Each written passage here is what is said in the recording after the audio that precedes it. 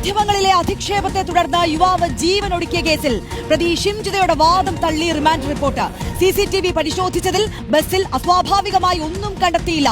അപകീർത്തികരമാകുന്ന രീതിയിൽ 7ഓളം വീഡിയോ ചിത്രീകരിച്ചതും ആത്മഹത്യാ പ്രേരണ നിലനിൽക്കുമെന്നും റിമാൻഡ് റിപ്പോർട്ട് വ്യക്തമാക്കുന്നു. സിസിടിവി പരിശോധിച്ചതിൽ ബസ്സിൽ അസ്വാഭാവികമായി ഒന്നും കണ്ടെത്തിയില്ല.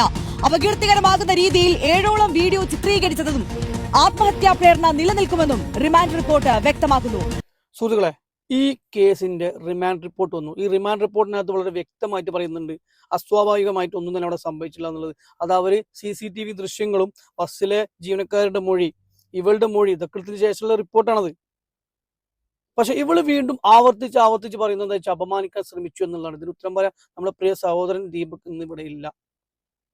പക്ഷെ നമുക്കെല്ലാവർക്കും അറിയാം ഇത് അവള് റീച്ചിന് വേണ്ടി ചെയ്താണെന്നുള്ളത്. എല്ലാവർക്കും അറിയാം അവളെ ലക്ഷ്യം. കാരണം ബസ്സിൽ കയറുമ്പോൾ പ്രശ്നങ്ങളില്ല, ബസ്സിൽ നിന്ന് അവർ ഇറങ്ങുമ്പോൾ പ്രശ്നമില്ല, ബസ്സിനകത്ത് തമ്മിലൊരു വിഷയങ്ങളോ ചർച്ചകളോ സംസാരങ്ങളോ ഉണ്ടായിട്ടില്ല, CCTV കാണുന്നില്ല, ബസ് ജീവനക്കാർക്ക് പരാതികൾ കിട്ടിയില്ല. പിന്നെ എന്തർത്ഥത്തിലാണ് ഇവളിത് പറയുന്നത്?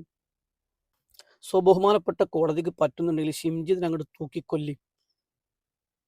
കാരണം ഇവളെപ്പോലത്തെ ചെറ്റകൾ നാളെ ഇതൊന്നും ഒരു വിഷയമില്ലാണ്ട് പുറത്തിറങ്ങേണ്ടി വന്നു കഴിഞ്ഞാൽ ഒരുപാട് ആളുകൾ ഇനിയും പെടും. കാരണം ഇത്രയും വലിയ പ്രശ്നം അല്ലെങ്കിൽ ഒരു ജീവൻ വരെ പോയിട്ടും ഒന്നും ചെയ്യാൻ പറ്റില്ല നിയമത്തിന് എങ്കിൽ നാളെ ഇതിലും വലിയ കളികൾ അവർ കളിക്കും.